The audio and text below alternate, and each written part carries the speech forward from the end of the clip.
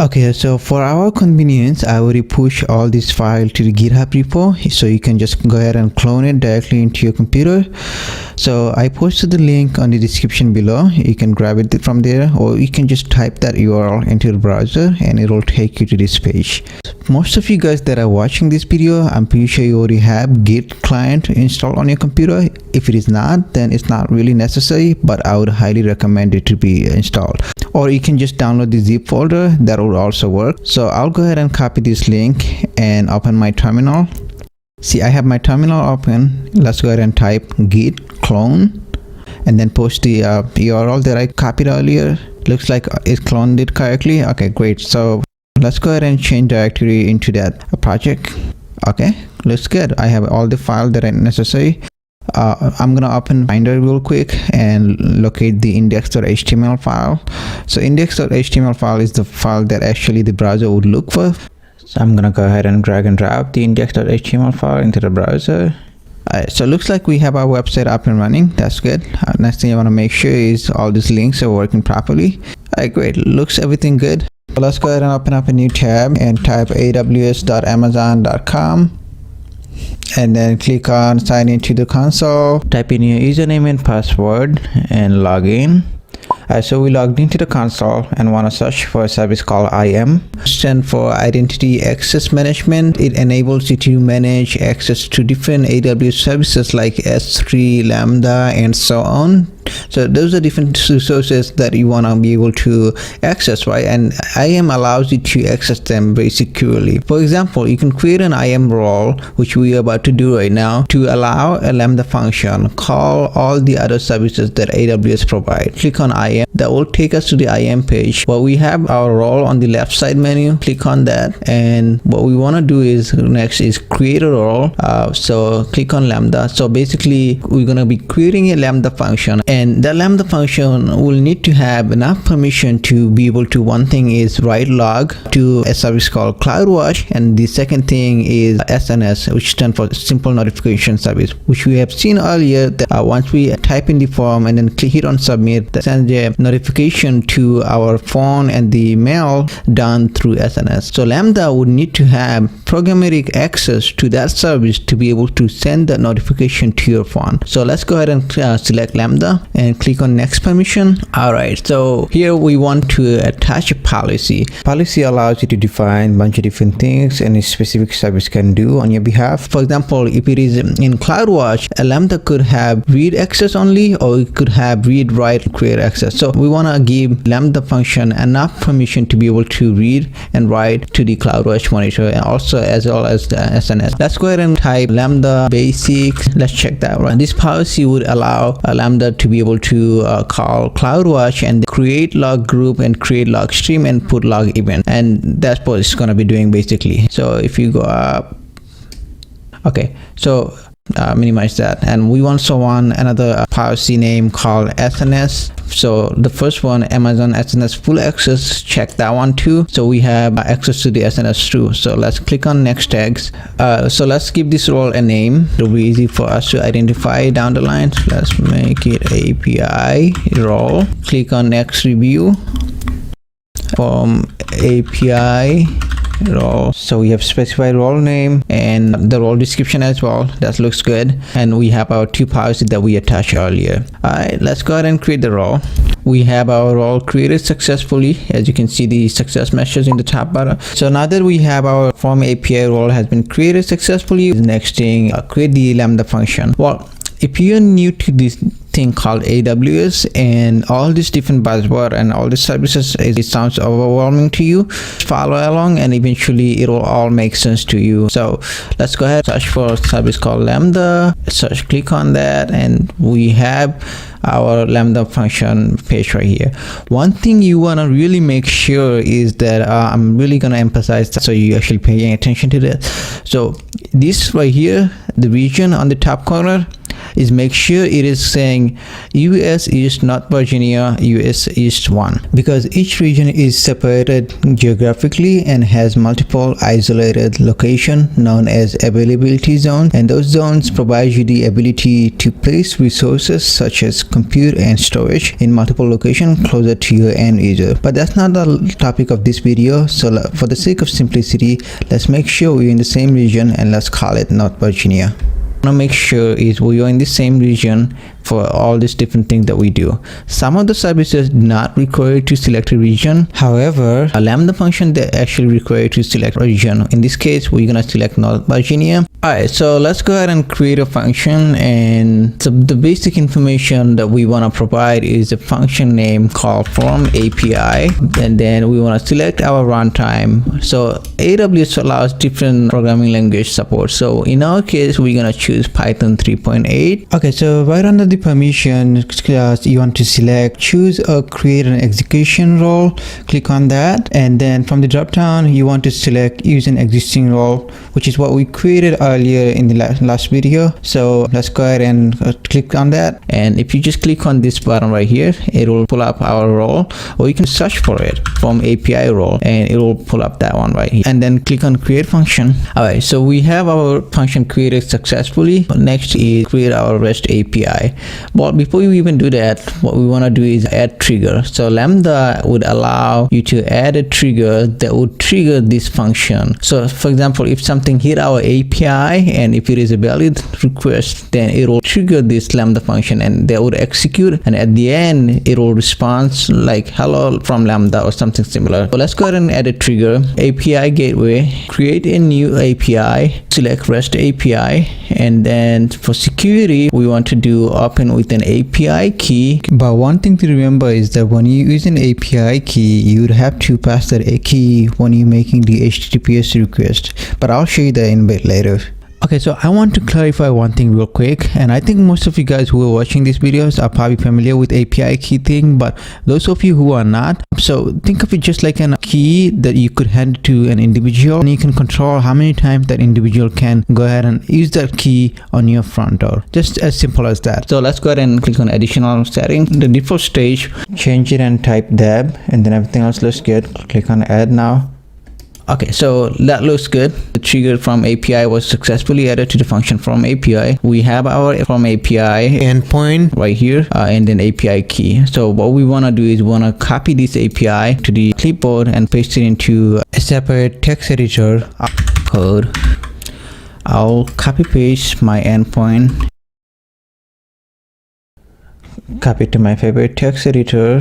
Next thing, we want to be able to test this API to see if it actually works. There are multiple different ways you can test your API, but in our case we'll be using Postman, and I'm gonna go through the installation process. So let's go ahead and search for Postman. Click on the first link and click on download, and download the Postman. Allow. So we have Postman up here, so let's go ahead and create a new request. Let's give it a request name, from request, and create a new collection from APIs. That looks good. Alright, save to from APIs. Okay, remember the part where we receive an API key and endpoint from AWS Lambda? Let's go and grab that right now. Copy the URL, paste it in the bar right there. But before you hit send, make sure you get request. This is not gonna work, and we're gonna receive a message saying forbidden, and that's fine because we are not actually passing the API key with the request. So what we have to do is modify the header and type API key, and we want to also pass the value, but let's go grab that and paste it here in the value section. I can now hit send. Okay, so we get a 200 response, and we also get a response saying hello from Lambda. That means it's working.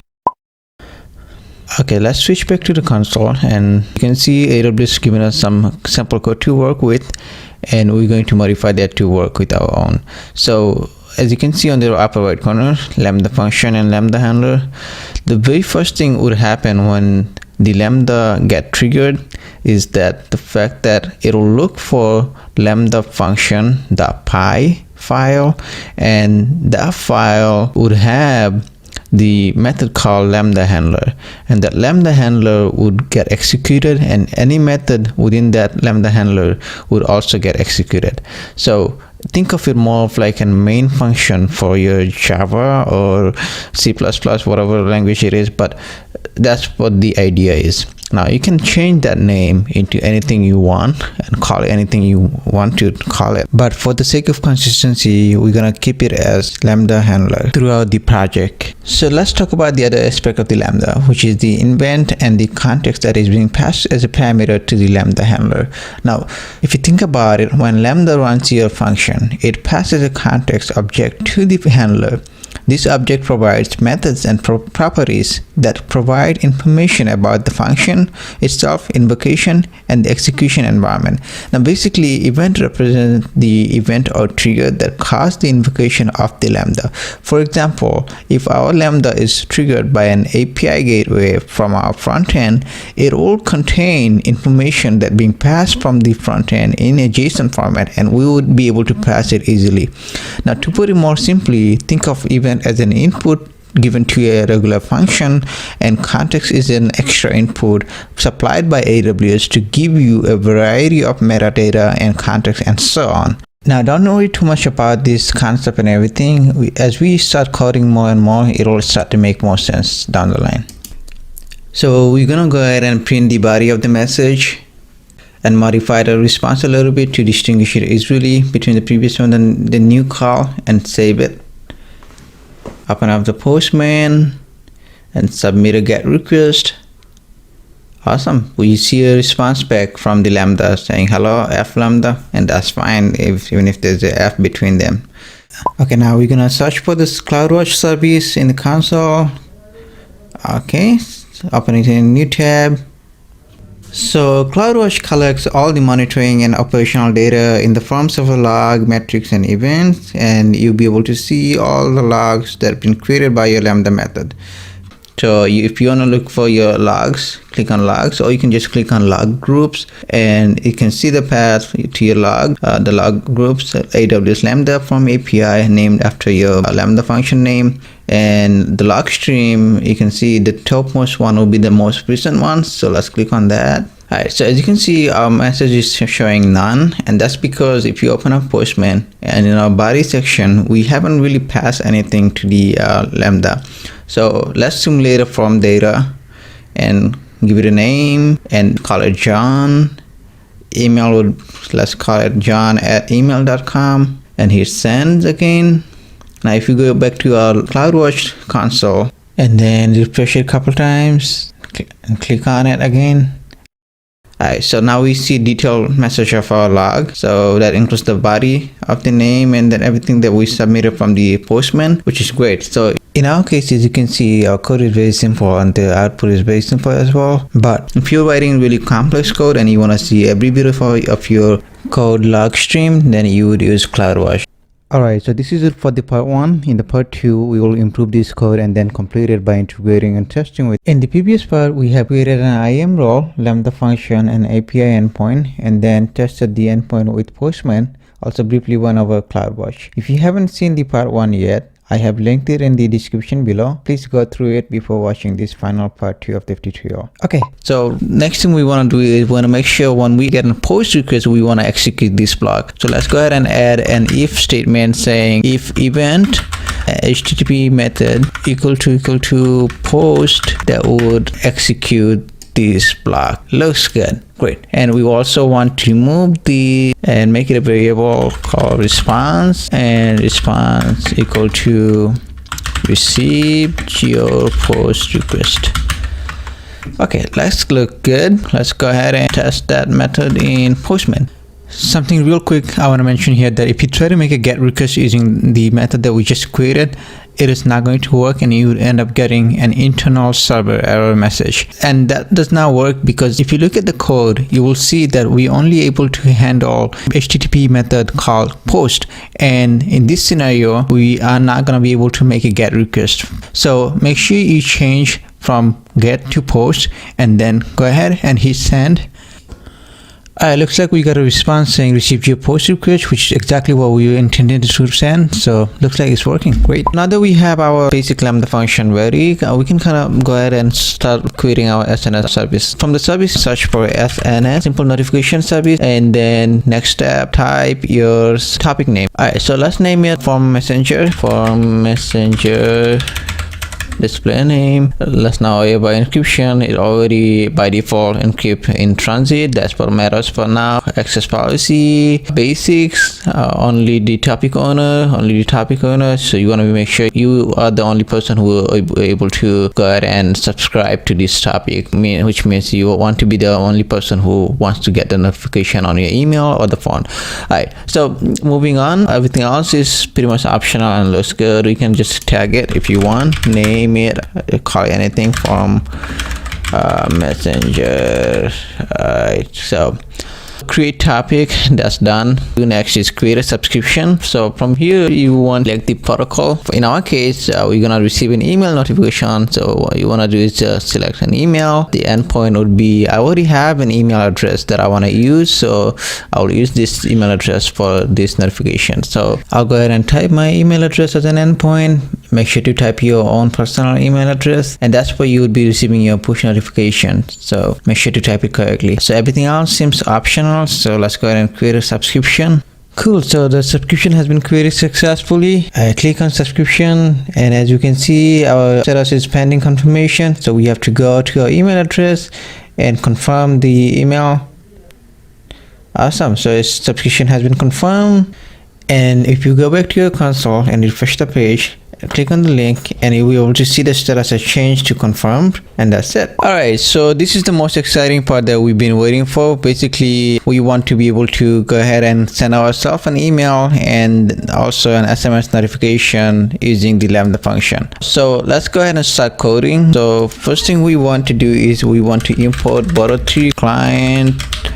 SNS is the service that we actually set up a little bit earlier. Provided region name for a single code is 1. So the reason why I put US East 1 here is because SMS notification currently is not available on all the different regions as of right now, according to AWS documentation. US East 1, however, is US East 1, not Virginia. You don't really have to specify this explicitly since you're already in a supported region, but I'm just doing it for the sake of for understanding. So the next thing we really want to do is we want to go ahead and define a new method, and that method would be send email. The message do we want to send, and let's get a response. SNS publish. Okay, so topic ARN we want to define. So every AWS services almost have an unique resource name, and which is called ARN. In this case, if we want to call this SNS notification service, we want to give this method a variable called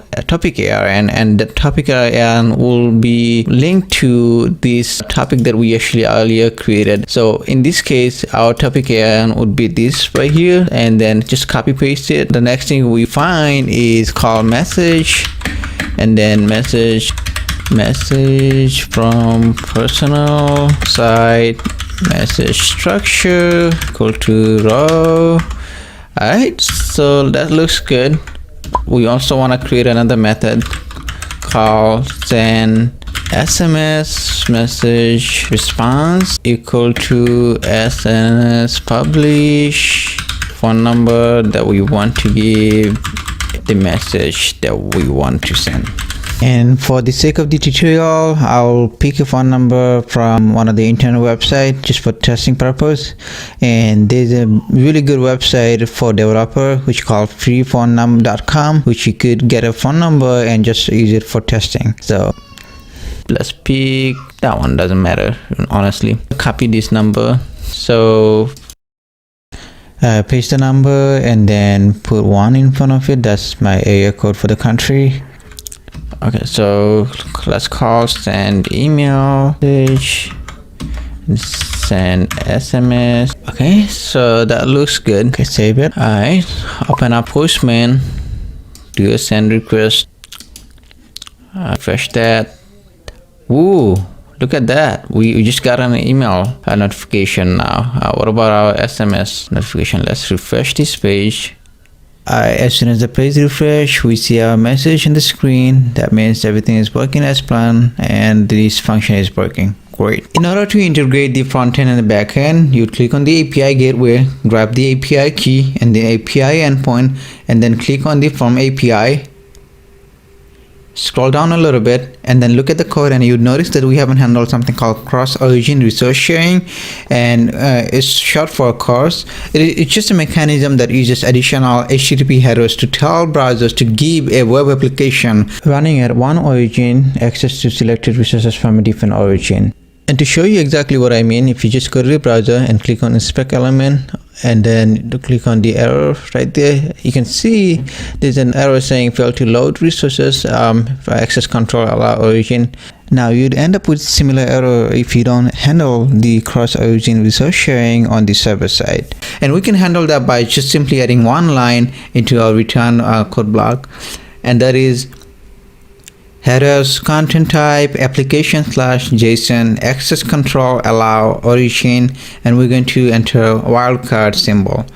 The wildcard symbol telling the browser that it will allow call from other origin than its own only. Ideally, you would want to use your own domain or host name. For example, in my case, I would have used joy.com if I was making the call from that host name. And in our case, we're just going to allow from any origin, basically. The next thing is basically passing the message that we get from the front end. It will come in the event as a body, and that would be a string. So what we need to do is we need to load it as a JSON format, so we will be able to parse it. The next thing is basically creating a variable called prepared message and creating a nice little message that we'll be sending to ourselves as an email and an SMS, and hit save. From here, you want to click on service and then go to API gateway.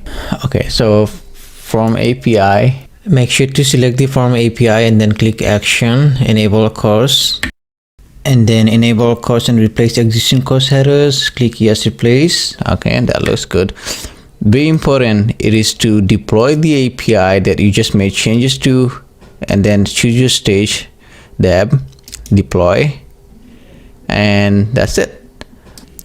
One thing I want to mention real quick is that there's a typo in the code right here. Please get rid of the G, and it should be just origin without a G, and that's it. And click on save to save your Lambda function. As you can see, I have my front end code up, and also the API key and the API endpoint from the Lambda. Now let's go ahead and replace your API endpoint place folder with the actual API endpoint, and copy the API key and replace that with the placeholder where it says your API key. Alright, so the front-end code is ready to go, and let's open up the Finder and drag and drop the updated index.html file onto the browser.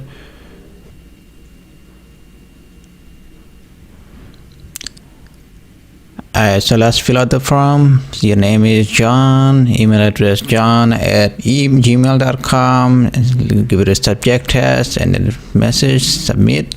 There you go. Thank you, your message was sent. We should be getting a SMS message right now.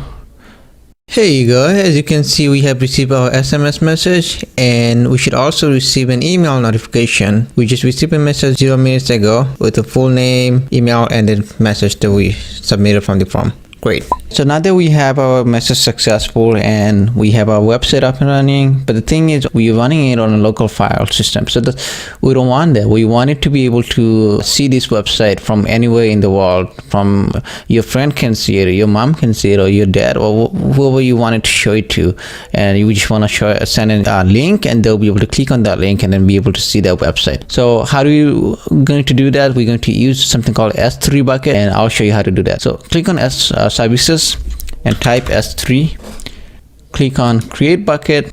Remember that the bucket name has to be unique, so just make up something. In my case, I will type joy website 1, and then select the region, North Virginia.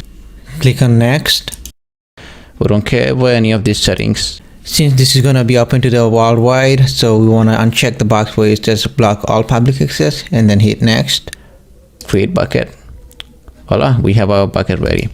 Click on the bucket, go to properties and static web hosting. Use this bucket to host a website. Index.html, error.html. Okay, so save it. Looks good.